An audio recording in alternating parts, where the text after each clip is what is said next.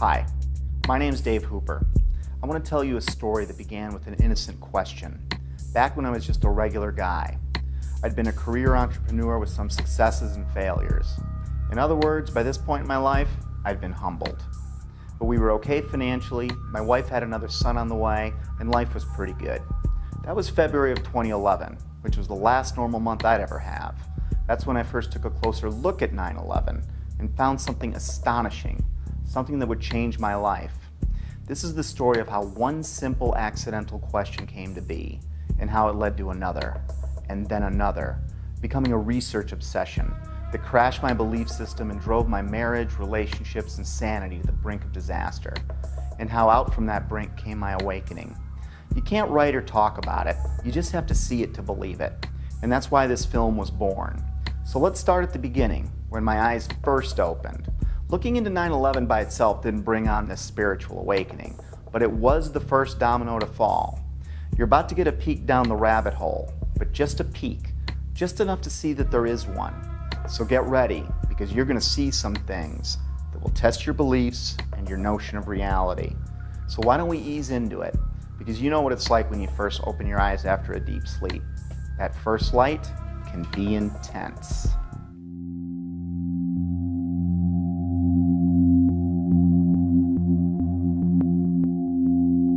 My awakening began with a simple question. It occurred as I watched a familiar clip of President Bush on the morning of 9/11. I didn't realize it then, but this question was about to change my life. Bush is sitting at Booker Elementary School in Sarasota, Florida at 9:05 a.m. when White House Chief of Staff Andrew Card whispers into the president's ear. A second plane has hit the second tower. America is under attack. That first question was, why didn't the Secret Service get him out of there immediately? They didn't know how many planes were hijacked yet or what their targets were. There were actually 8 planes that were hijacked. We had 11 reports of hijacked aircraft. There were thousands of planes still flying. As many as a dozen planes were reported hijacked at one point. And it was no secret the president was there. The school visit had been made public on September 7th, 4 days prior to 9/11. How could anyone be so sure hijackers weren't already on the way? Yet there he lingered, even after 2 more flights were confirmed hijacked, Flight 77 and Flight 93, the Pentagon and Shanksville planes respectively. Somewhere I saw a story claiming the president's camp didn't want to scare the kids at the school, and that's why he stayed, which I found hard to believe. Well-trained professionals are going to risk the balance of power in the world to spare the feelings of a few kids who routinely practice fire drills anyway? Well, I guess the answer was yes, because Bush stayed until 9:34 a.m., a full 29 minutes after it was known we were under attack. Think about that. That would have been 29 grueling minutes for everyone, especially those assigned to protect the president, wondering if some hijackers gotten ambitious, maybe changed their plans in the last few days after the school visit was made public. I guess someone high up in the president's camp must have known or thought they were safe. I mean, what else could it be? But how could anyone have known that? It had me thinking, but it wasn't a huge deal. I was more intrigued by the type of people I came across who also had similar questions about 9/11. These weren't conspiracy theorists as I pictured them. These were people in government, aviation, civil defense, architecture, science, engineering, and the military. I decided to look further. I still had no idea the impact this would have on my life. I started by refamiliarizing myself with the incident, or I should say set of incidents. Of course, we all remember the second tower being hit, but I hadn't put much thought into the other parts of that day. And soon after looking, I was reminded that there were several incredible events on 9/11. I put almost no thought into the particulars of that day for 10 years. But that was about to change. In chronological order, the official version goes like this. 4 planes were hijacked by 19 mostly Saudi Arabian terrorists who then flew or attempted to fly those planes into 4 U.S. buildings: World Trade Center 1, World Trade Center 2, the Pentagon, and the U.S. Capitol. 3 of them were successful. American Airlines Flight 11 hit the first tower, the North Tower, at 8:46 a.m.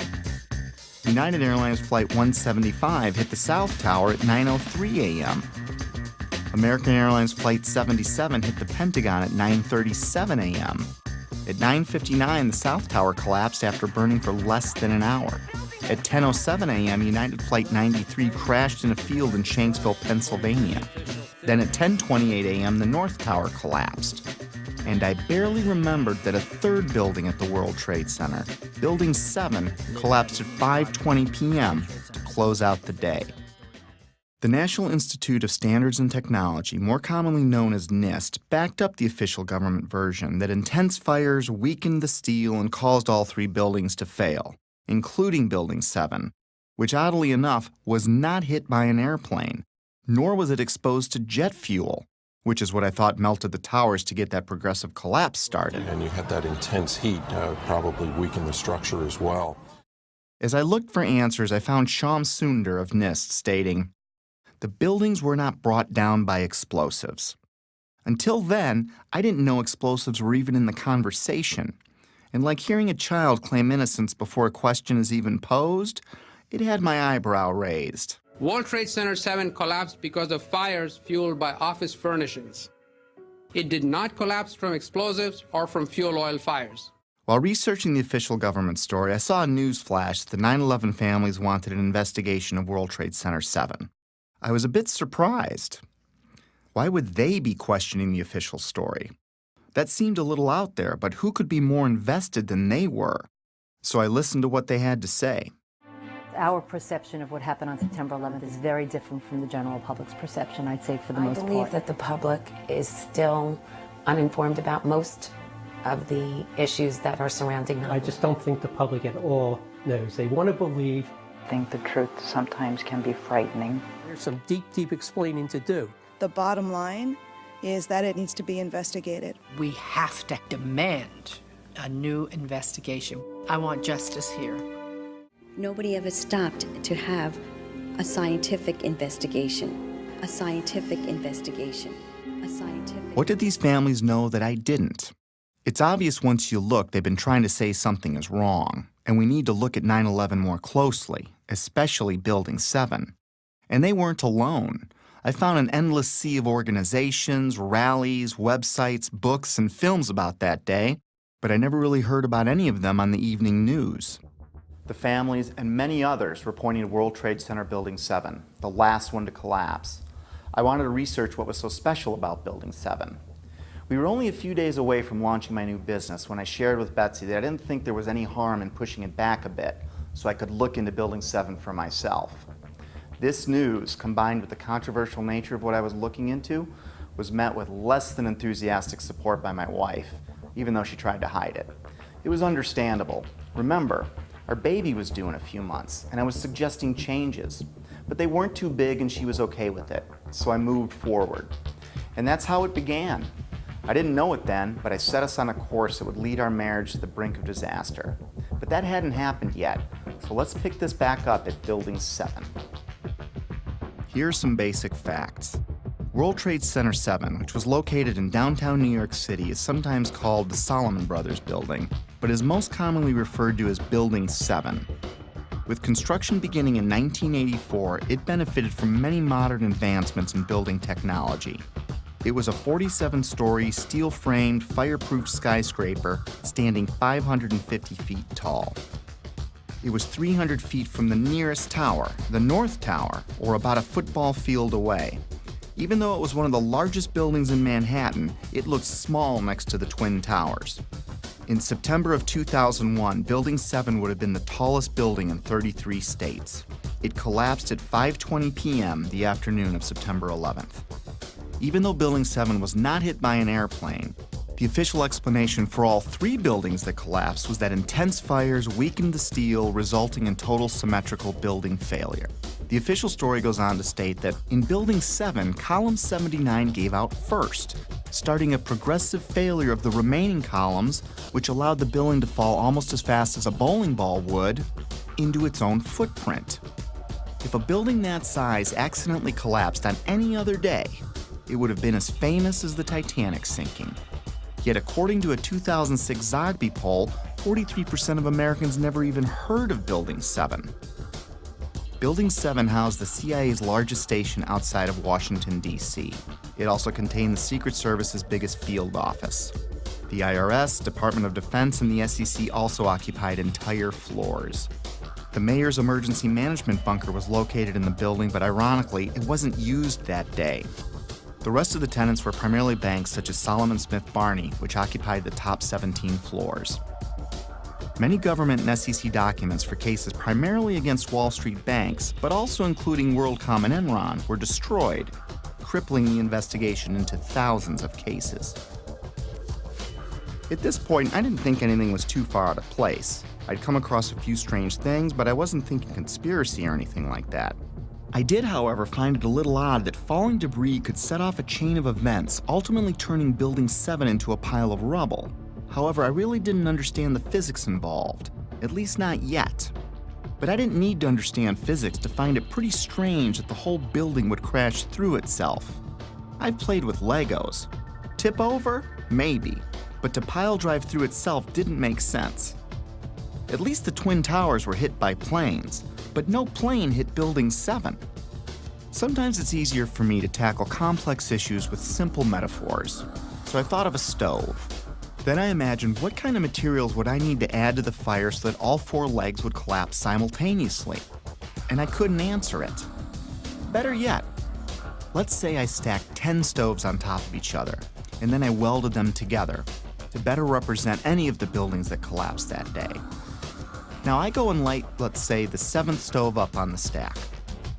What could cause the 7th stove's legs to give out simultaneously and cause every other stove below it and above it to break apart into tiny pieces, crashing to a pile of rubble in a few seconds? And how could that happen 3 times in a row? After breaking it down, I felt a little pit in my stomach for the first time, but I assured myself that I must be missing something. With that said, it was time to take a crash course in high-rise fires. It seems that high-rise fires are more common than I thought. I found hundreds of them. According to a 2011 report by the National Fire Protection Association, there are an average of 110 fires each year in buildings over 13 stories tall. According to the report, between 2005 and 2009, there were 550 high-rise fires. Of course, there are many more all throughout history, but let's talk about some of the more startling ones. Sao Paulo, Brazil, the Joelma building, 1974. Sparked by an electrical fire, the residential building burned twice as long as the Twin Towers, yet it stood. The underlying structure wasn't even weakened. In fact, it's still in use today. The MGM Grand, which is now Bally's in Las Vegas, Nevada, caught fire in 1980, killing 85 people. It's had a few facelifts and ownership changes, but the structure underneath was never compromised. It's still in use today. Los Angeles, California, 1988. What was then called the First Interstate Bank building burned for 3.5 hours. No structural failure at all. In fact, an insurance company moved in, and today it's known as the Aon Center. In 2004, the Parque Central building in Caracas, Venezuela, the country's tallest building, burned for 17 hours. The facade was repaired, and it is in use today. Philadelphia, Pennsylvania, One Meridian Plaza, 1991, burned for 18 hours. It stood. Beijing, China, the Mandarin Oriental Hotel, burned for 6 hours in 2009. It stood. Chechny's tallest building burned for 7 hours in April 2013. It stood. Dubai, Moscow, Zurich, and on and on. I was starting to see a trend. Fires don't melt steel or cause buildings to collapse. The World Trade Center has itself burned many times with no structural failure or weakening. Some significant dates include February 13, 1975, when the 9th to the 14th floors burned for 3 hours. No damage or weakening of the structure was recorded. The fire began in an electrical wiring closet on the 11th floor. Some fire department officials and building officials here say that there's no chance the World Trade Center could become a type of towering inferno. And in 1993, it survived a bomb detonated in a highly vulnerable area with no structural damage caused by the fires that resulted from the explosion. There was, of course, damage from the bomb, which had to be repaired. But through it all, the towers have always stood. Sometimes buildings do collapse because of structural failure, but it's usually a design problem or earthquake damage or a controlled demolition. Buildings don't come down because of fire, but when they do collapse, they tend to tip over and stay connected. After reviewing hundreds of fires, I could find only 3 occurrences of fire bringing down a steel-framed high-rise in all of history, and all 3 were on 9/11. High-rise buildings simply do not collapse due to fire. Collapse of World Trade Center 7 was primarily due to fire. But there's a problem. Office and open-air jet fuel fires cannot melt steel. A lot of things in these kind of buildings have to be fire resistant by nature. It's required by code.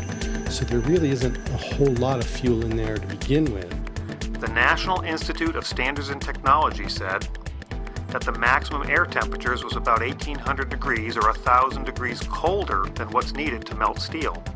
And it takes a blast furnace with air blowing with blowers to try to get steel to melt. So if you have a flame at 750 degrees, you can hold that flame under a steel beam forever, and you'll never reach a high enough temperature to bend steel, let alone melt it. This would have us to believe that these was a typical office fire, scattered office fires, if you will, that brought this building down. Since the mid-'60s, I've tried to follow high-rise fires, and I'm not aware of any high-rise building that have come down as a result of fires. And seeing black smoke come out the windows, that means that the fires were oxygen starved. Kerosene would have burned off very quickly.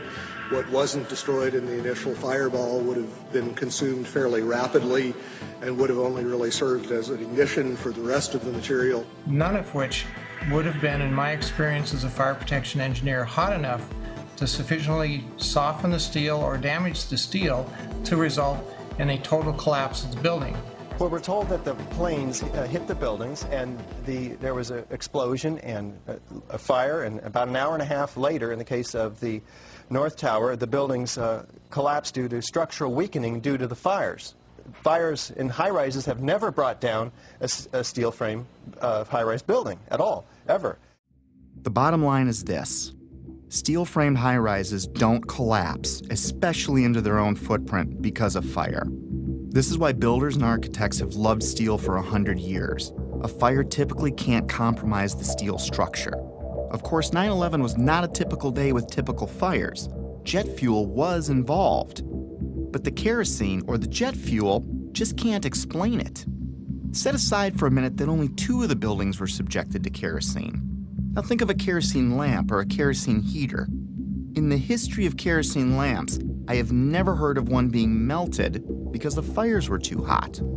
In fact, the World Trade Center fires were starved of oxygen and therefore heat. You can see it in the black smoke coming from the towers. Yet molten iron was found in the rubble of all 3 buildings. Something else had to provide the heat and energy needed to liquefy, melt, or even microscopically bend the steel in any of those 3 buildings. And unless you work for NIST, scientists agree that neither jet fuel, nor the furnishings inside those buildings could have heated the steel enough to melt it. I was starting to realize that something else must have been involved in the collapse of at least Building 7, if not all 3. Okay, maybe airplanes weakened the structure of the Twin Towers, which we'll be looking into more deeply later. For now, believe it or not, planes have hit many buildings throughout history and none fell. Of course, none were hit with planes as large as the ones on 9/11, but that still leaves Building 7. I couldn't explain it. Can you tell me that if I throw a flaming chunk of metal off of one building, I can make the building next to it collapse in on itself a few hours later? Why do demolition companies even exist if you can just light a few random fires and wait for an implosion? Maybe the steel structure in Building 7 was so badly damaged from falling debris that the entire structure was compromised.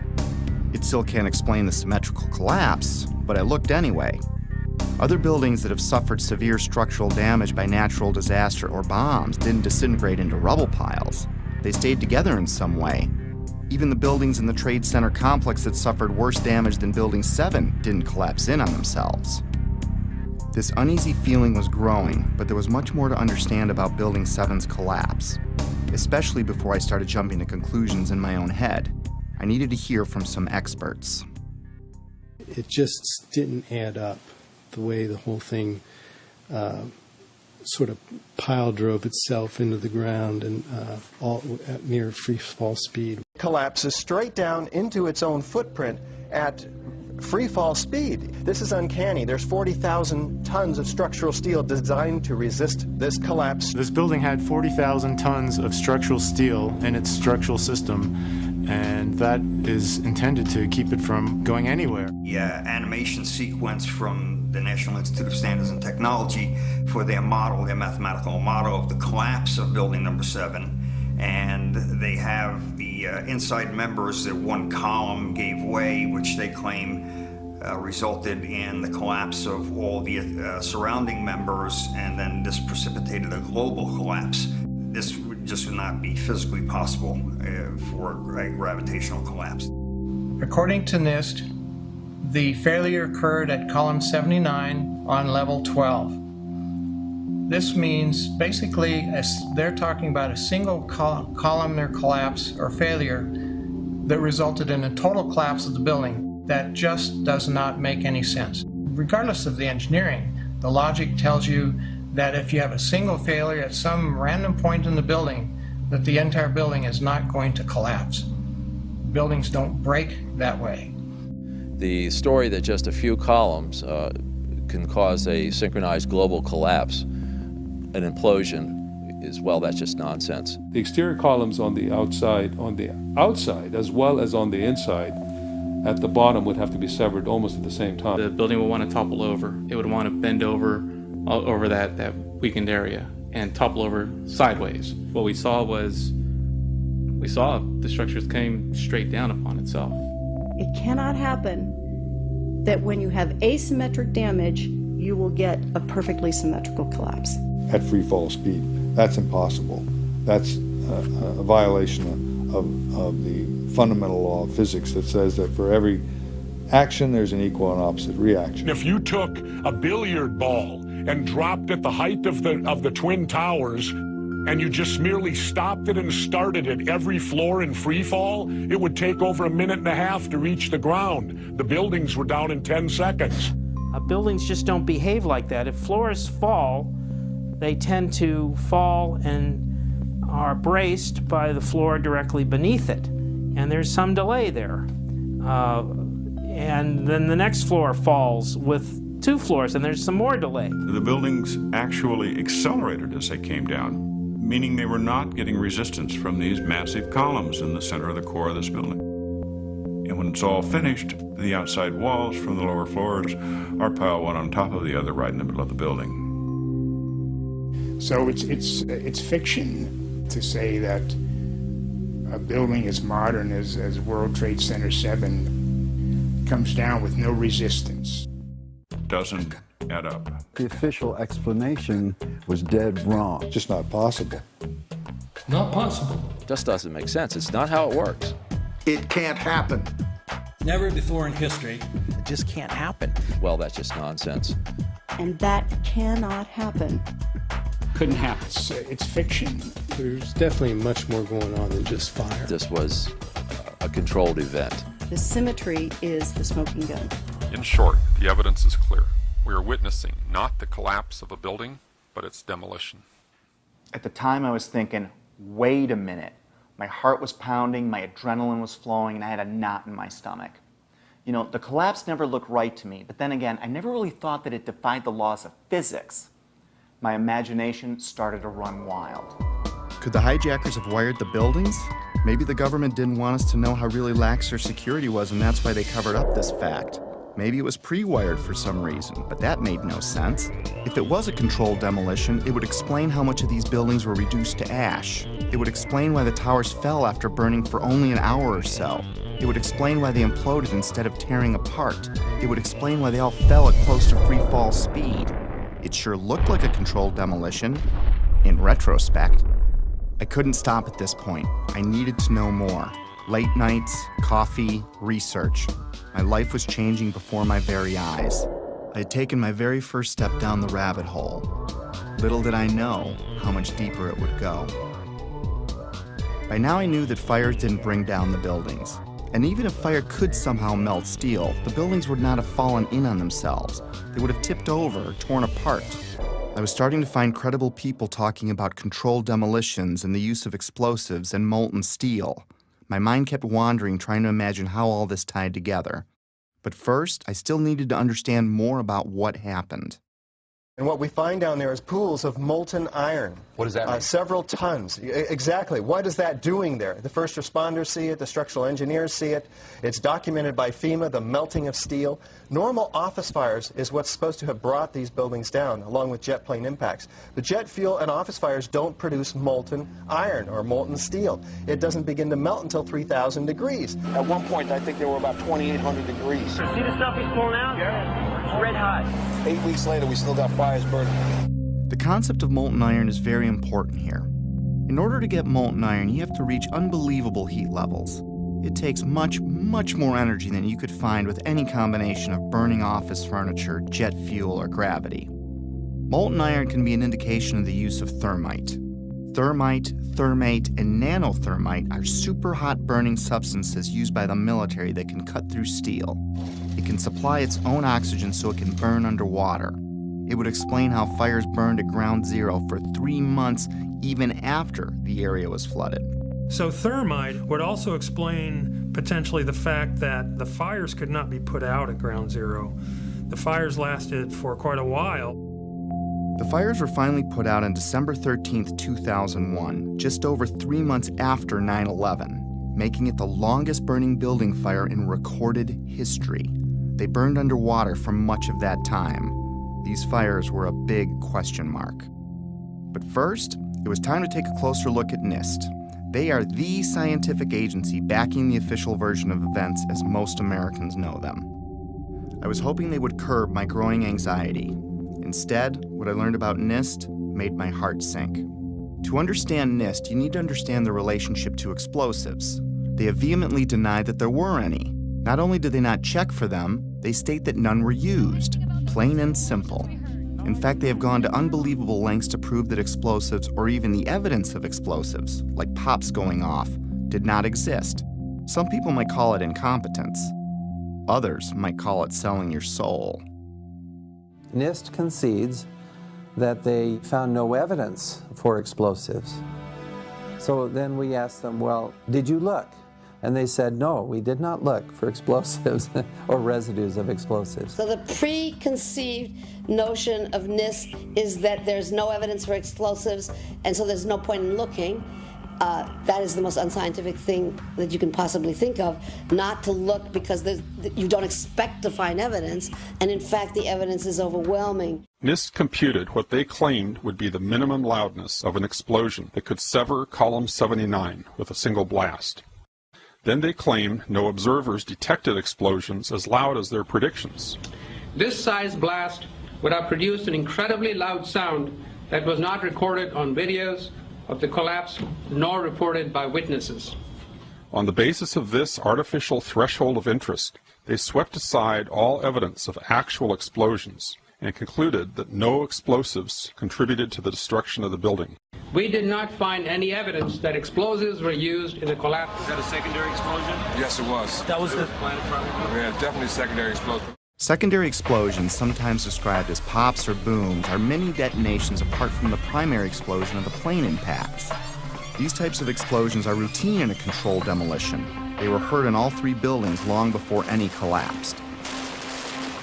Like, it sounded like gunfire, you know, bang, bang, bang, bang, bang, and then all of a sudden, 3 big explosions. That sound was not picked up by any of the videos or witnesses that we have talked to. You heard explosions, like boom. We just heard one more explosion. That's about the 4th one we've heard. CNN is now reporting that there was a 3rd explosion at the World Trade Center. Equally unempirical is the treatment by NIST and Popular Mechanics of reports of explosions before and during the collapses. Both documents pretend that there were no explosions. Secondary explosion. We've got numerous people covered with dust from the secondary explosion. Okay, you get the point. Why was NIST denying these explosions? Why are they a big deal? Well, those explosions are a strong sign of a controlled demolition, but they're not proof positive of one. If it was a controlled demolition, there would be other signs like misfired explosives and particles in the dust. So their preferred method of dealing with this problem was to ignore or even deny the reports. John Gross, one of the chief authors of the NIST report, was captured on film while he was making a public presentation, saying that he knew of absolutely no eyewitness who has said there was a pool of molten steel. I'm curious about the pool of molten steel that was found in the bottom of the towers. First of all, let's go back to your basic premise that there was a pool of molten steel. I know of absolutely nobody, no eyewitness who said so. Get down below and you see molten steel running down the channel rails. Like you're in a foundry. Like lava. The fires got very intense down there and it actually melted beams where it was molten steel that was being dug out. Underground, it was still so hot that molten metal dripped down the sides of the wall from Building 6. The premise that there was a pool of molten steel. I know of absolutely nobody, no eyewitness who said so, nobody who's produced it. I was on the site, I was on the steel yards, so I don't know that that's so. Then I was at the site 2 weeks after it happened with Governor Pataki, right? And they had to cease digging that day. You know why? They were finding pockets of molten liquid metal. In an office fire, you cannot generate enough heat to melt steel. And yet we have evidence of molten iron in the microspheres, in the rubble pile, and the metal pouring out of the side of the tower. About 7 minutes before its final destruction, almost an hour after the plane hit, molten metal was seen coming out of the northeast corner near the 80th floor. What was going on here? These guys at NIST are the official version. Office and jet fuel fires can reach about 1,600 degrees under ideal conditions, but NIST said that the fires burned at 1,800 degrees, which they claim was just enough to weaken and bend the steel, which led to complete failure of each building's infrastructure. But that still leaves us more than 1,000 degrees short of molten metal, which was found all over Ground Zero. They denied that molten metal existed, and they denied that witnesses heard secondary explosions going off. Even the NIST computer animation of Building 7's collapse is inaccurate, showing the outer structural walls crumpling in instead of coming straight down. The NIST report, on which Popular Mechanics and much of the press has relied, is not a scientific report. It is a political document. We need to have an investigation of NIST themselves. I believe that the reports that came out are not true. So the fact that NIST says that is absolutely, in my opinion, it's criminal. NIST wasn't looking for the truth. They were trying to hide it. But why? Were they asked to falsify their findings? I didn't think they came up with this on their own. When I see John Gross fidget and blush as he states there was no molten metal, I see a man that is doing what many of us do when we don't tell the truth. It's basic human nature. My feelings at the time were like the moment you catch your significant other in a lie. Maybe there's an explanation, but your heart is racing until you get some answers. And if something like that's ever happened to you, you may understand needing to know more, but not wanting to know more, if that makes sense. Was there more evidence of a controlled demolitions besides explosions? And where did the molten metal come from? I needed more before I could get my head around this. I took a deeper look into all the buildings, the airplane strikes, and the possibility of planted explosives. Mostly, I was looking for something to explain away this growing pile of problems. I was looking for answers that could reduce my growing anxiety. Instead, I would fall further down the rabbit hole. By now, Betsy was about to give birth. The idea of putting the business off for a week had turned into a few months, and I couldn't help from talking about my findings all the time, even though Betsy asked me to tone it down. She needed more from me as a husband and father, and I needed more from her to preserve my sanity. Then my dad died, and 8 days later, my son was born. I was all over the place. This prompted my first break. I was in a very strange place, grieving my dad and celebrating my son, while digesting this new information that no one wanted to discuss. What I'd been working on was no secret to my whole family, and everyone seemed pretty relieved when it looked like I was re-entering my normal life. I was enjoying the family and starting to talk about business again, which made Betsy happy. And I wasn't talking about 9/11 anymore, which made Betsy even happier. But just when things were getting back to normal, I started getting a feeling, an urge to get back into it. It kept growing and I couldn't explain why I had it. I tried to ignore it, but I couldn't. And like an addict that fell off the wagon, I was back at it like I'd never left. I still wasn't certain what brought down Building 7, but I was pretty sure it wasn't fire. And it certainly wasn't an airplane since it wasn't hit by one. Maybe a look at the Twin Towers could shed some light on this. Most skyscrapers are built on steel or concrete frames, which is a grid of columns and beams that goes all the way through the building. The World Trade Center was different. It was what engineers call a tube structure. It was a very, very strong mesh of steel. There's a large central rectangle in each of the towers that contained 47 columns, and these columns basically were the primary structural support of the building. These 47, 48 columns are essentially the superstructure of a battleship. They're essentially a suspension bridge. There's no way that burning kerosene can ever affect these in the least, if only because of the radiator effect. The minuscule possibility that fire somehow brought all three buildings down was gone. My only hope was that airplanes could have destabilized the buildings somehow. It didn't explain Building 7, but I was trying to give the official version every possible chance to be right. Let's look at the best documented impact that day. At 9:03 a.m., United Flight 175 hit the South Tower. The majority of the jet fuel burned off in the initial explosion, but maybe there was an explanation for the collapse in the plane impacts themselves. The first interview I came across was of Frank DiMartini, the construction manager of the World Trade Center. The building was designed to have a fully loaded 707 crash into it. That was the largest plane at the time.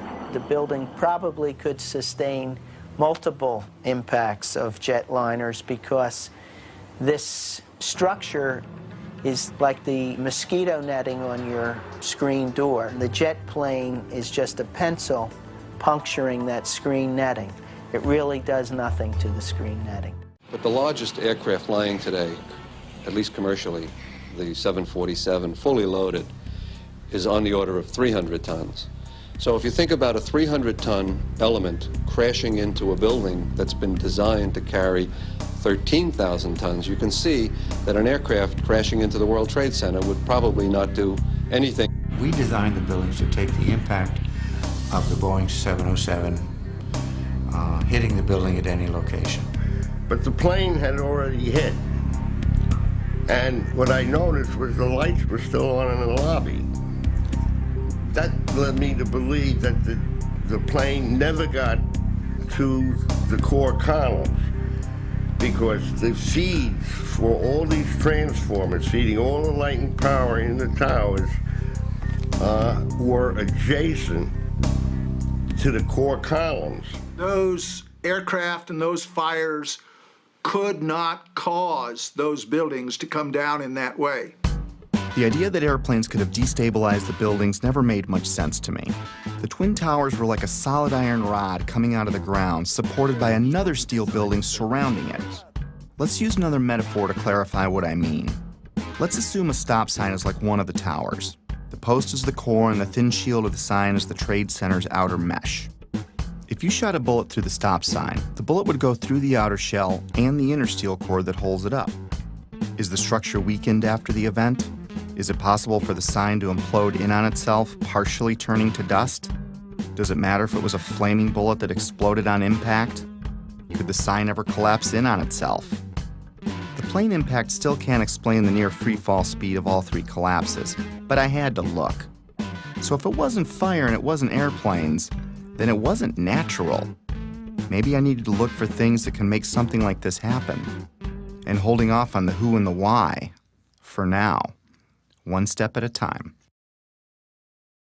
And it's my expert opinion, as a demolition expert, I was trained by the best the U.S. government has. I served 3 years on Underwater Demolition Team 12. 2 years I was attached to SEAL Team 1.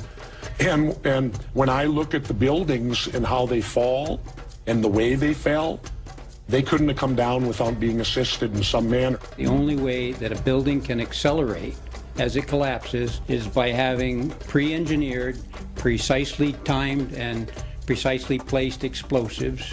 In other words, controlled demolition. The collapse of the building was caused by controlled demolition.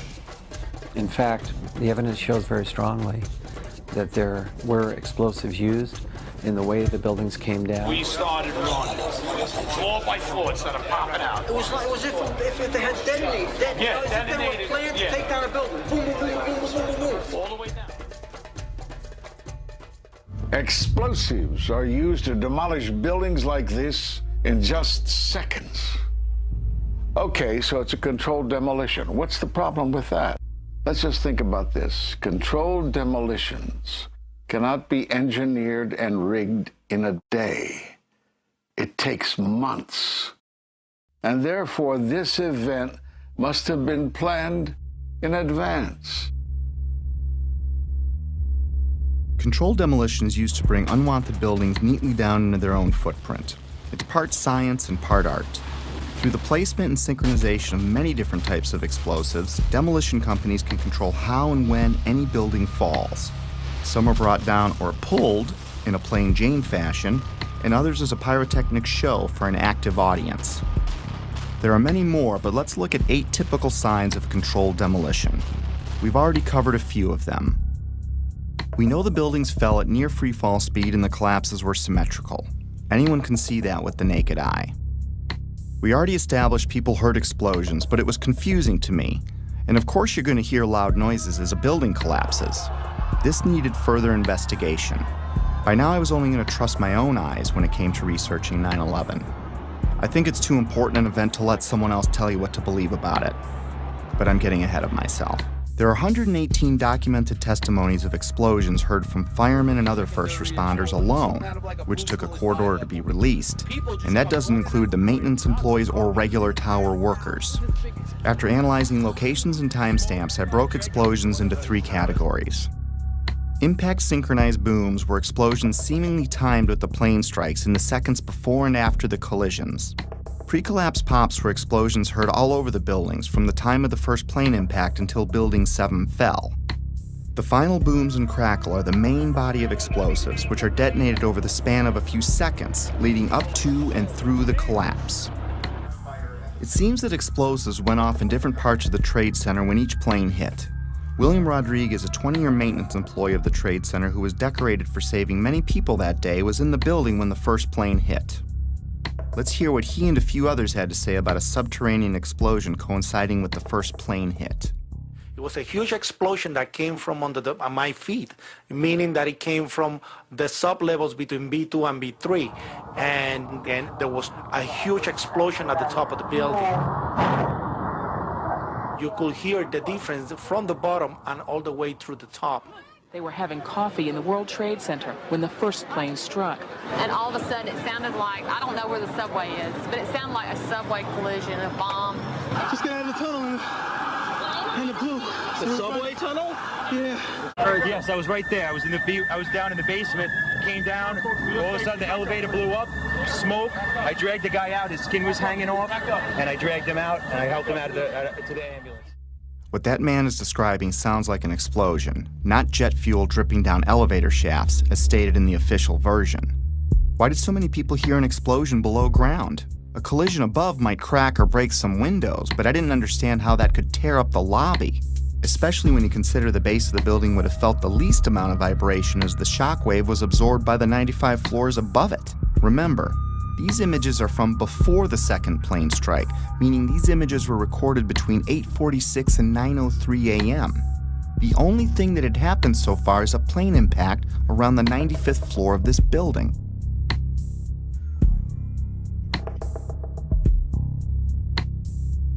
Right away, a guy from the Port Authority told him the damage was somewhere above the 78th floor.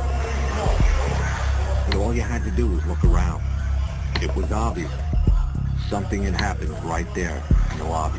FDNY fireman John Schrader, whose engine company 10 is across the street from the Trade Center complex, arrived at the first tower hit, the North Tower, within 10 minutes of the impact. We came down, it looked like a bomb went off in the lobby. You know, it wasn't from the jet fuel. No way. The ladies that are with me were in the World Trade Center in the first building and escaped through the lobby, where they report they believe there was a bomb in the lobby. The bomb hit the lobby first, and a couple of seconds in the first plane hit. I mean, I know of people that got killed in the basement. I know of people that got broken legs in the basement. People that got reconstructive surgery because the walls hit them in the face. At the time, I was actually in the subway heading towards the World Trade Center right around Franklin Street. And after the first explosion, the subway station started to fill with smoke. The subway cars started to fill with smoke, and the subways actually stopped. With so many people talking about the explosions at street level, it would make sense that early reports had the FBI and others looking into bombs at the base of the buildings. Apparently what appears to happen was that at the same time two planes hit the building, that the FBI most likely thinks that there was a car or truck packed with explosives underneath the buildings, which also exploded at the same time and brought both of them down. Reason to believe that one of the explosions at the World Trade Center may have been caused by a van that was parked in the building that may have had some type of explosive device in it. I spoke to the chief of safety for the New York City Fire Department. He received word of the possibility of a secondary device, that is another bomb going off. There was another explosion which took place. According to his theory, he thinks that there were actually devices that were planted in the building. Jenny Carr was recording a business meeting near the Trade Center at 8:46 a.m. on 9/11 when we hear the basement explosion. 9 seconds later, we can hear the first plane hitting the North Tower.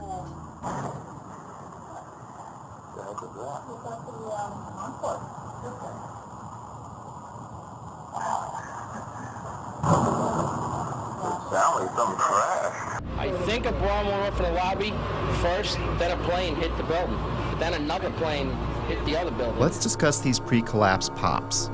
From a distance, they sound like pops, but they're actually pretty powerful.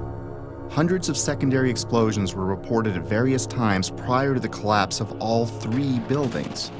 In a controlled demolition, these bangs are shaped charge explosives blowing out beams before a collapse.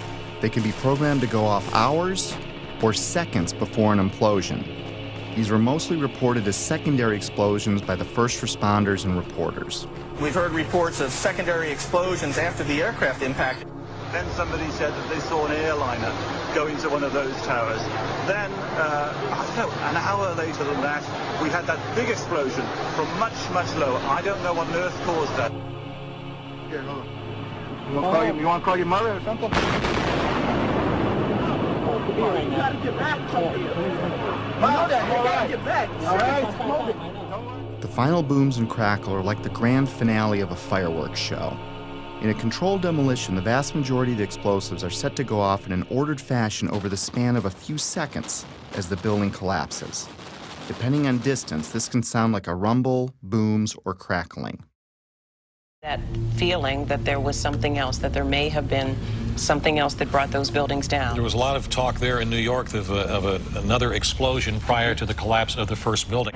We could hear a rumble, which was about 5 seconds long, preceding the actual collapse, and then a boom when each of those towers collapsed.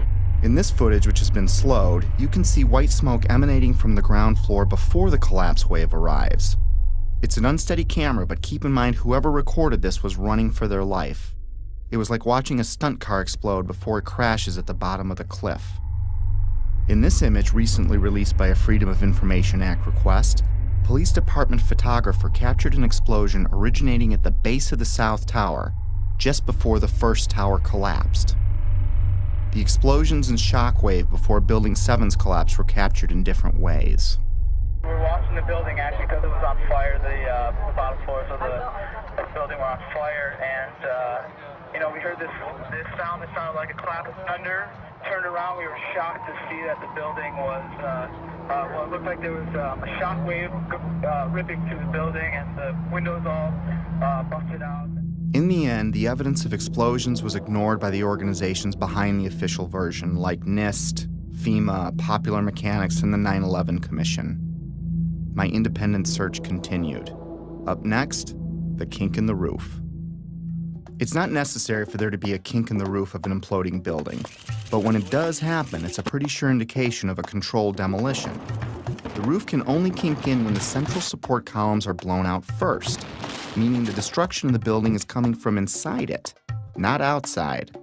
This is done by design so the building falls in on itself. The kink in Building 7 is clearly visible to the naked eye. Controlled demolitions are designed to let the top of the building fall through its inner core columns, which is typically the strongest part of any building. Watch the penthouse of Building 7 sink into the floor below it just before the collapse begins. Squibs. Squibs are the sixth indicator on our list. In demolition vernacular, squibs refer to visible blasts from explosive charges. Often they are visible through mistiming or malfunction in some way. Usually they are hidden in the debris cloud. In simple terms, squibs are visual evidence of explosives. Squibs were recorded from the moment of the first plane impact through the collapse of the last tower. For me, they went unnoticed until I looked at the video more closely. These stills captured squibs as the towers collapsed. The official version stated these squibs were compressed air caused by the pancaking floors, which squeezed air to the point of bursting out a window. The seal of the building was already broken when the collapse began. Logically, if it was compressed air, it should have found the path of least resistance through the broken part of the building. It shouldn't have knocked out a window here or a window there, as many as 40 floors below the blast wave. Naysayers tend to say, well, that's just air being blown out the windows. I mean, it doesn't really work to say it's just air pressure. And I estimated these are coming out faster than 100 miles an hour. The following clips show multiple squibs popping out, sometimes simultaneously, sometimes dozens of floors away from each other. Of all the 9/11 information I've come across, this may have been the easiest to spot. Yet it provided me with one of those stark moments in which the reality of 9/11 sunk in to a new level. In this clip, notice how the squib occurs before the floors above reach the blast ejection point. Not all squibs, however, were easy to spot. Remember how we discussed explosions that were timed to go off with the plane impacts? Well, this is the first plane impact. Notice the dark brown smoke coming out of the top floor of the tower. This smoke is already dissipating before the plane strikes the building. In this segment, the NBC camera is pointed at the north tower. The first tower hit. In a few seconds, the second tower is going to be hit. You'll know it when it happens because of the reporter's voice and the fireball in the lower left corner of the screen. Now keep your eye on the east facade, the one on the left. Notice how several tiny explosions go off as the second plane hits the other building, perhaps in an effort to mask some necessary work prior to its demolition, as I was thinking at the time. Oh, another one just hit. Something else just hit. The seventh characteristic of a planned implosion is what's called a demolition wave. It's the path of destruction in a controlled demolition. It is a visible wave of explosions moving down the columns of a building just ahead of or at the speed of gravity. This array of synchronized explosives is timed to blow out floors beneath the collapse wave as the floors above reach the floors below, thus allowing a drop at approaching freefall speed. Again, let's slow down the film for some of these. When slowed down, you can see how the explosions are timed to go off, floor by floor. In this clip, you can clearly see a demolition wave proceeding down a column mostly hidden by the umbrella of the falling debris pile. Look to the right of the black line. It's a bit grainy because of the zoom. Here it is again without the black line. You can see synced explosives cutting a path down the building. The demolition wave can be hard to see with an untrained eye because it happens so fast. I tried to highlight a few more examples in the following clips.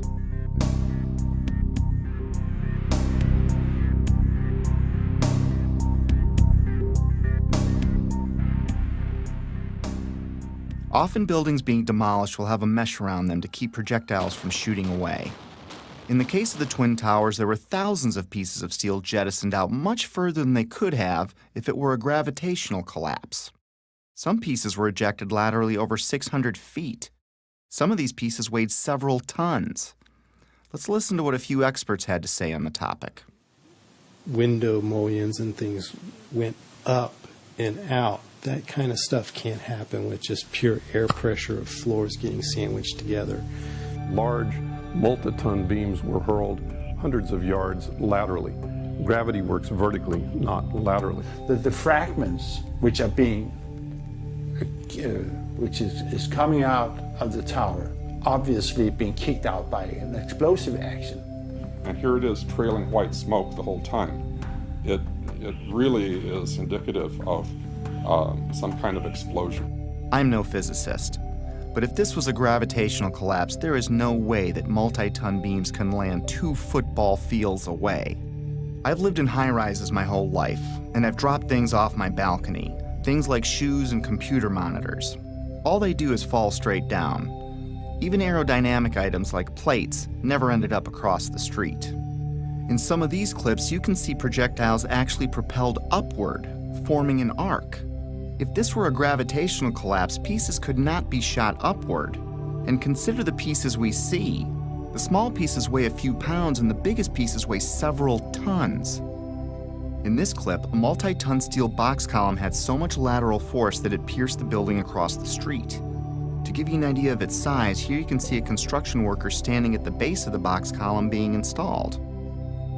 If I can't chuck a shoe more than 150 feet from the 50th floor of my building, how much force do you need to get a multi-ton steel girder to triple that? I could pretty much rule out a gravitational progressive collapse with the physical dynamics I'd seen with my own eyes. And I found it ironic that the only part left standing was the base of the building. Even though the whole building landed on it, it was the only part of the building whose columns did not become dismembered. Perhaps that says something about the difficulty in wiring the atrium of the towers. And maybe these columns at the base did what the rest of the building should have done, and that is stay together in some way. Just a personal observation I'd made at the time. Of course I've been wondering how the hijackers wired the buildings. It was the only thing that still made any sense, even if barely. But I stopped wondering how the hijackers did it when I learned what was found in the Ground Zero dust. Even though the cleanup and removal of the Ground Zero evidence began within hours of the attacks, not all of it was removed. Many different dust samples were analyzed by scientists all over the world, and what they concluded put the final nail in the coffin of the official story for me. We touched on thermite earlier, but we're going to look into it more deeply for reasons you'll soon understand. Thermite is a chemical mixture, usually of metal oxide and aluminum powder, with several variations. It's often used in fireworks, underwater welding, and military weapons. It can also be used to cut steel beams. When thermite is detonated, it leaves traces of itself in the debris, like perfectly round microscopic spheres of iron, and unexploded thermite itself, both of which were found in the Ground Zero dust. The fact that explosive residue was found in the dust didn't surprise me, at least not by now. I already knew in my heart it was a controlled demolition. What rocked me was the type of thermite found. You see, it was a special type of thermite called nanothermite, and it meant that the odds that the hijackers could have done this dropped to near zero. My belief system kept taking more hits, which we'll discuss in a bit. For now, though, let's have the experts walk us through the basics. In 3 different samples from 3 independent researchers, the R.J. Lee Company, the USGS, and Dr. Stephen Jones's work. All 3 separately found these microspheres. As much as 6% of the World Trade Center dust consisted of tiny, previously molten iron spheres. You cannot get a perfectly round sphere of metal from the building tearing apart. The only way you can get that is by starting with a molten liquid. Then the hydrostatic pressure will create the perfectly round sphere as it solidifies. So what produced all that molten iron? Well, it has in it the chemical evidence of a special incendiary, which is thermite, a high-tech incendiary used to cut through steel like a hot knife through butter. These spheres have iron, aluminum, fluorine, manganese, very unusual elements associated only with thermite. And there's small chips of unignited thermite as well.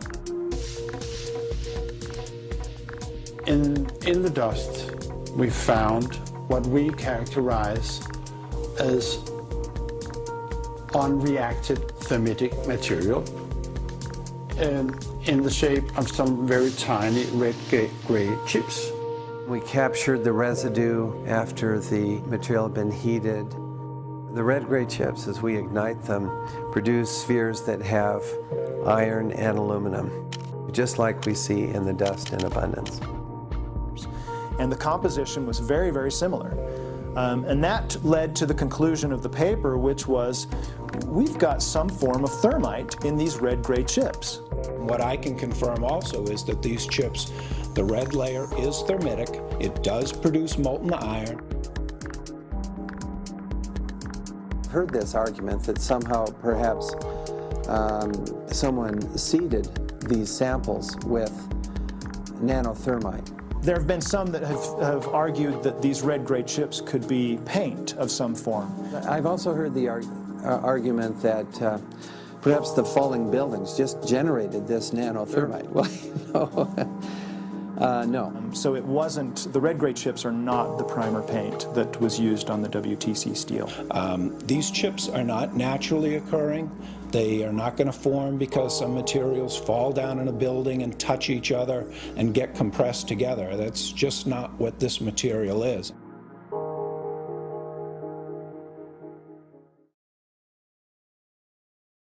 What we have found is a modern version of thermite, which we call nanothermite, which is produced in a different way. It is not just two powders being mixed.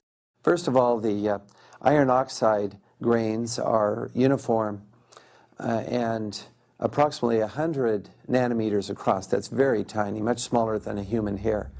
The aluminum occurs in plates that are about 40 nanometers across. I have no idea how to make those. I mean, this is a high-tech material, and it's embedded in a carbon-rich matrix with order. These red-gray materials have very orderly sheets containing aluminum. This is a material that is made up of nano-sized particles that are all very uniform, very symmetrical.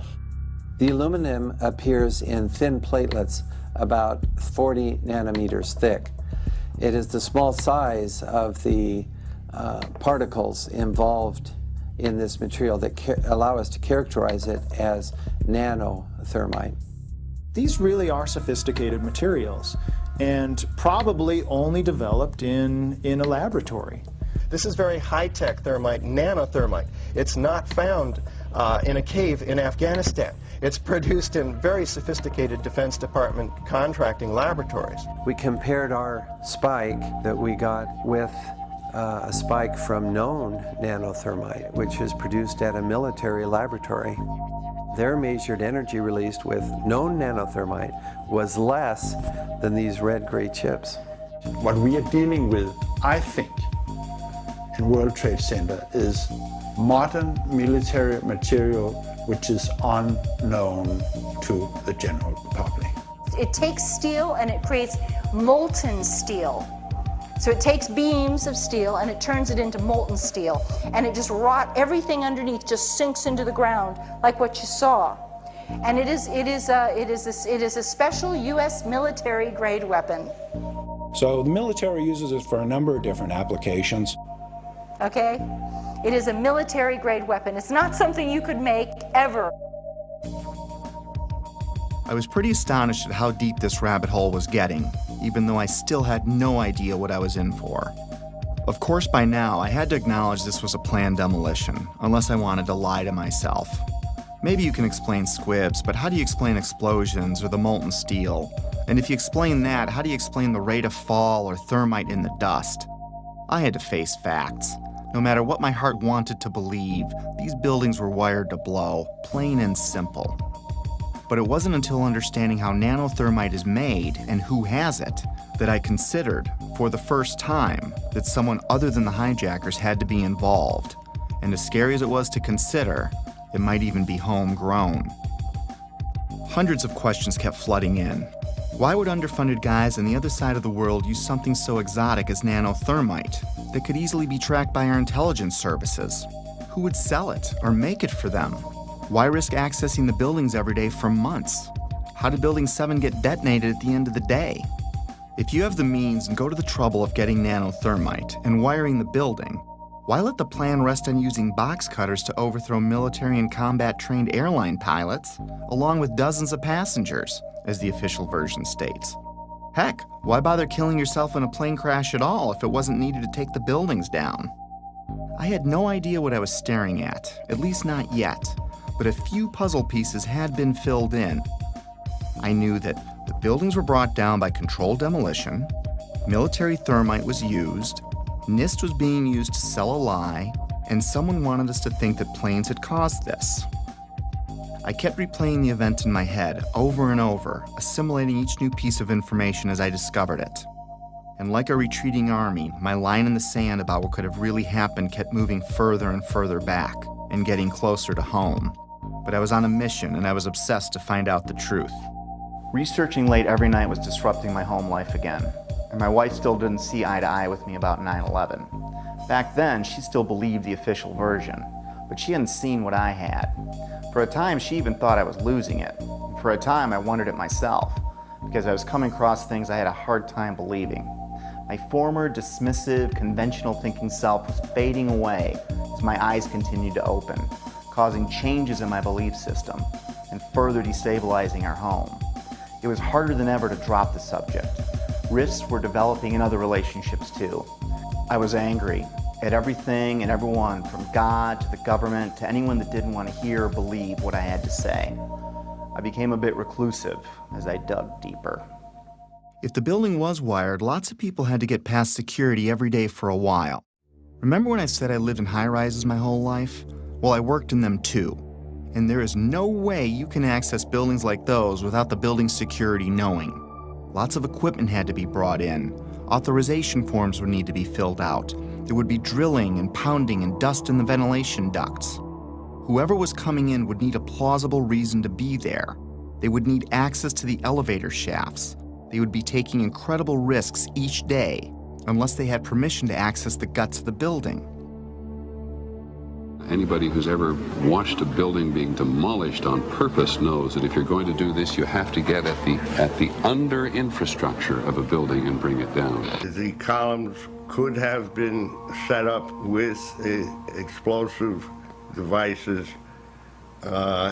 during the off-hour operations of the building by elevator company personnel. It wouldn't be a problem once you gained access to the elevator shafts. How about an elevator modernization, which we know was going on the 9 months prior to 9/11? There are people who noted that the elevators were locked in turn and that there were guards placed at these locked elevators during the modernization. And in the case of a steel frame building, that means we load them with RDX cutting charges, which are loaded with individual delays, sometimes as many as 2 to 3 different delays on a given floor. I was sick to death of the dust which was appearing on the windowsills. It was dirty grey and very, very noticeable in that week leading up to 9/11. There were workers throughout the World Trade Center that had access to the hoistway, which is immediately adjacent to the core columns and beams in the building. The fact that there were visitors, like engineers of some kind, wandering around the floors, carrying toolboxes and cables and so on. We're talking about several tons of nanothermite and ordinary thermite. One would have to have access through security. Video cameras caught trucks arriving at the World Trade Center from about August 23rd until every night until about September 2nd, September 3rd. And the trucks were arriving at about 3 o'clock in the morning when everybody else had left the building, including the janitorial trucks. Something was brought into that building that would help with the detonation. There may have been work done on the detonation before. It may have been going on for months, but whatever they needed at the very end, they came and brought in that 10-day period. The 9/11 Commission also does not tell you that Marvin Bush, the president's brother, and their cousin, Wirt Walker, were the principals of the company that was in charge of security for the World Trade Center. They don't, The jaw-dropping coincidences kept piling up.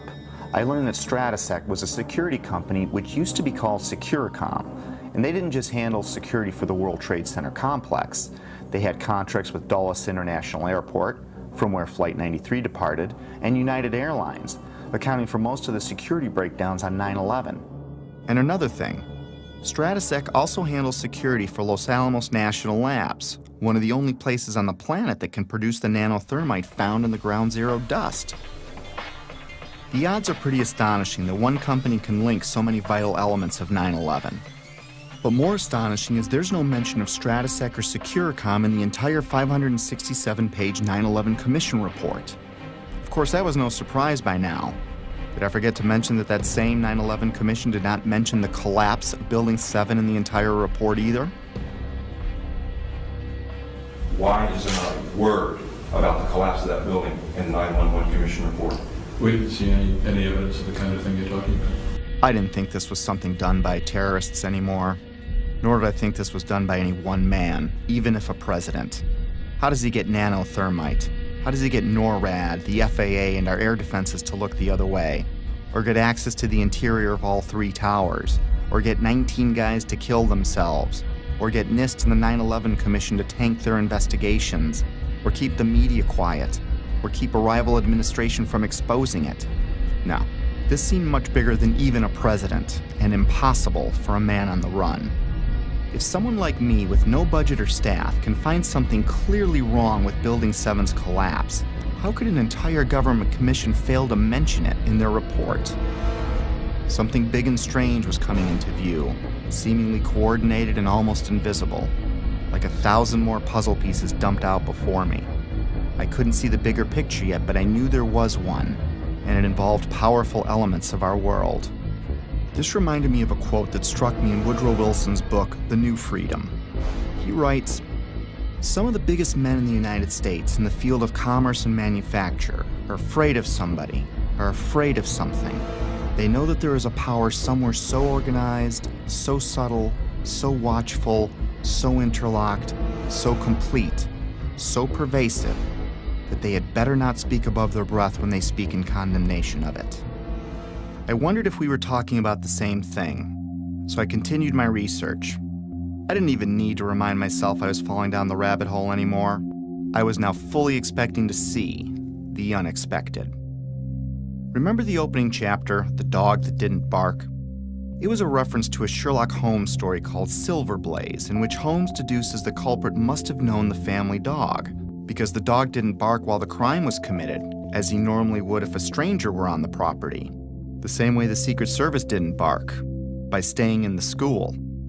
The same way real watchdogs like the 9/11 Commission, NIST, and the media didn't bark either. Lots of people, including politicians, the media, and emergency workers on the ground, knew Building 7 was going to come down well ahead of time, as impossible an event as that was. But even then, they said, hey, you know, like, you got to stay behind this line because they're thinking about taking this building down. They're not sure if it's stable or not. So they were holding a line off because they had knowledge that something was going to happen. That by noon or 1 o'clock, they told us we had to move from that triage site up to Pace University, a little further away, because Building 7 was going to come down or being brought down. Did they actually use the word brought down, and who was it that was telling you this? The fire department, and they did use the word, we're going to have to bring it down. Keep your eye on that building. It'll be coming down soon. I didn't hear any creaking, or I didn't hear any indication that it was going to come down. And all of a sudden, the radios exploded, and everybody started screaming, "Get away, get away, get away from it!" And the whole time, you're hearing thum, thum, thum, thum, thum. So, I think I know an explosion when I hear it. We are on the phone with New York Fire Department Lieutenant David Restuccio. Can you confirm it was number 7 that just went in? Yes, sir. And you guys knew this was coming all day? We had heard reports that the building was unstable and that it eventually would either come down on its own or it would be taken down. And we were in a building in which we were trapped for about 10, 15 minutes. And we set up headquarters at 75 Barclay Street, which was right there with the police commissioner, the fire commissioner, the head of emergency management. And we were operating out of there when we were told that the World Trade Center was going to collapse. The World Trade Center was going to collapse. It was going to collapse. It was going to collapse. But it was the media's pre-knowledge of Building 7's fall that was much more telling. Several news outlets around the world reported the collapse of Building 7 long before it happened. I listened closely to these segments. Considering Building 7 wasn't hit by an airplane and no high-rise has ever collapsed because of fire, how was it that all these different news agencies reported it before it happened? How can anyone report there has been an improbable accident before the accident happens? Now, more on the latest building collapse in New York. You might have heard a few moments ago, I was talking about the Salomon Brothers building collapsing. And indeed it has. Apparently that's only a few hundred yards away from where the World Trade Center towers were. That one of the other buildings, Building 7, in the World Trade Center complex is on fire and has either collapsed or is collapsing. That has structural damage as well. We saw a lot of glass broken out, and a corner of the building appeared to be in distress, and there's concern that there might actually be another collapse of that building. We are getting word from New York right now that another building has collapsed. Is that smoke coming from this third collapse? Okay, that is what we're understanding, which makes sense because it looks like the sun is going down. But I'm hoping that enough people have cleared out of downtown Manhattan so that perhaps it wasn't as full as it might be normally around 5:30 on a Tuesday. That information, of course, take a look at that right-hand side of the screen. It's going down right now. There it is. Yep. It went down. Brown building, the tall one, is number 7 World Trade Center. Heard several reports from several different officers now that that is the building that is going to go down next.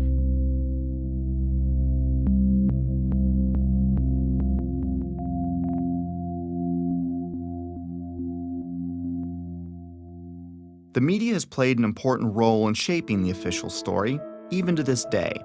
The idea that the buildings fell because of planes and fire was instilled in the public's conscience early and often on 9/11, and it started before any buildings fell. And that perhaps they're buckling under the force of the collision or the hole that's resulted from these two planes. My sense is that just one, the velocity of the plane and the fact that you have a plane filled with fuel hitting that building that burned. So structural damage, as you had suggested, probably led to this building going down. We are seeing... It was because the building had been weakened during this morning's attacks. And then I witnessed both towers collapse, one first and then the second, mostly due to structural failure because the fire was just too intense. And now we are told that there's a fire there and that building may collapse as well as you can. Pictures of airplanes flying into buildings, fires burning, huge structures collapsing, have filled us with disbelief. Metaphor time. Let's say your local TV news breaks in with a report of a car accident at the corner of Main and First Avenue because a car blew out a tire, swerved into a tanker truck, and it exploded. Now your office is at that corner, so you go out and look, but everything looks fine. You flip stations and other stations are reporting it too, using different wire services even. As you stare out the window wondering where there's another Main and First Avenue, a car drives into a parked gas truck and it explodes. Have you witnessed a miracle or a staged event? If what I was finding were mistakes in a massive ruse, then the sheer boldness and size of it alone is why I never saw it before. It reminded me of a quote often attributed to Joseph Goebbels, the minister of propaganda for Hitler's Nazi Germany, who stated that, "If you tell a lie big enough and keep repeating it, people will eventually come to believe it." I found a pattern of bullying, intimidation, and belittling of anyone asking valid questions, which did nothing to soften my growing anger, even though I had no idea to where or to whom it was directed. We're not buying it. Okay, you don't have to buy anything. You're American. You want to be a nut, you can be a nut. Anybody who thinks that 9/11 was carried out by the government isn't a truther. They're idiots. I'm merely saying it is wrong, blasphemous, and sinful for you to suggest, imply, or help other people come to the conclusion that the U.S. government killed 3,000 of its own citizens, because it didn't. How big a lunatic do you have to be to watch two giant airliners packed with jet fuel slam into buildings on live TV, igniting a massive inferno that burned for 2 hours, and then think, well, if you believe that was the cause? These people are idiots. They're mentally ill. They should be treated with respect. It's an insult to people who are victims of 9/11 and their families. You know what? It wasn't an inside job. We can see the planes. The planes hit the building. It wasn't a controlled demolition, and the buildings came down. And it just is beyond bizarre. Yeah, and you are a nutcase, Building 7. 9/11 was an inside job. Oh, get a life. Get a life. 9/11 was an inside job. You're like the guys who think that the space aliens kidnapped Elvis or something like that. That's where you are. I didn't think it was an accident that every question is uniformly dismissed. I couldn't find a familiar journalist that seriously entertained these obvious questions that anyone would have. Could I really be onto something that the media couldn't see? Or were they trying to keep me from seeing something they did? Most reasonable people would question the official story after seeing what we've seen. So I switched my focus to independent news sources, outside the mainstream. No, they're not well-funded, slick, or glitzy. Most are just regular people or sincere journalists trying to expose the truth about something in their corner of the world. One such man was Bill Cooper. I found him early in my 9/11 research. At the time, I couldn't explain how he predicted what you're about to hear. Bill Cooper spent his life in the intelligence community. He rose to the Office of Naval Security and Intelligence, serving on the intelligence briefing team for the Commander-in-Chief of the Pacific Fleet. He held several top security clearances. After the military, he developed and operated the largest civilian intelligence agency in the world. The world's largest and most successful civilian intelligence gathering operation in the world, which makes me privy to an awful lot of information that none of you will ever see. In other words, he was very credible. The following clip is from his radio program, The Hour of the Time, which aired on the night of June 28, 2001, 76 days before 9/11 happened. A CNN reporter found Osama bin Laden, took a television camera crew with him, went into Osama bin Laden's hideout, interviewed him and his top leadership, his top lieutenants and colonels and generals in their hideout. This is a CNN reporter with a camera crew. And he came out and told everybody, within 3 weeks, Osama bin Laden is going to attack the United States and Israel. Now, don't you think that's kind of strange, folks? You see, because the largest intelligence apparatus in the world, with the biggest budget in the history of the world, has been looking for Osama bin Laden for years and years and years, and can't find him. And whatever is going to happen that they're going to blame on Osama bin Laden, don't you even believe it. When in hell are all you people going to wake up? All these early news reports were glaring misfires in what seemed to be an otherwise coordinated media campaign. Misfires not unlike the ones meant to coincide with the first plane impact. Little mistakes that my untrained eye never picked up before, but that I was now finding all over, spawning even more questions, and fueling the early stages of what would become my spiritual awakening. As I continued finding evidence leading me away from the official version, it was not surprising the main body of evidence was being removed within hours of the attacks, cleaning up a crime scene with no real investigation. Because what they did immediately after 9/11 was they started removing the steel, the debris from Tower 7 and all the towers immediately. 400 truckloads per day of material were taken away from the World Trade Center site and sent to China for recycling. There were laws violated in the destruction of that evidence. I was starting to believe that things like the immediate cleanup were probably no accident. And to discover what was really happening, I'd need to find the ones behind the cleanup and the coordinated media and NIST and FEMA, the Federal Emergency Management Agency, which in another huge coincidence arrived at New York for a training exercise on Monday, September 10th, the night before 9/11, which is convenient as they oversaw the cleanup of Ground Zero. To be honest with you, we arrived on late Monday night and went into action on Tuesday morning. And not until today did we get a full opportunity to work. Over time, it got easier to find puzzle pieces, like the following testimony by Norman Mineta, the Secretary of Transportation in 2001, who was with Vice President Dick Cheney on the morning of 9/11. And like so much other important information, this interview would also be left out of the 9/11 Commission report. During the time that the airplane coming in to the Pentagon, there was a young man who would come in and say to the Vice President, the plane is 50 miles out, the plane is 30 miles out. And when it got down to the plane is 10 miles out, the young man also said to the Vice President, do the orders still stand? And the Vice President turned and whipped his neck around and said, of course the orders still stand.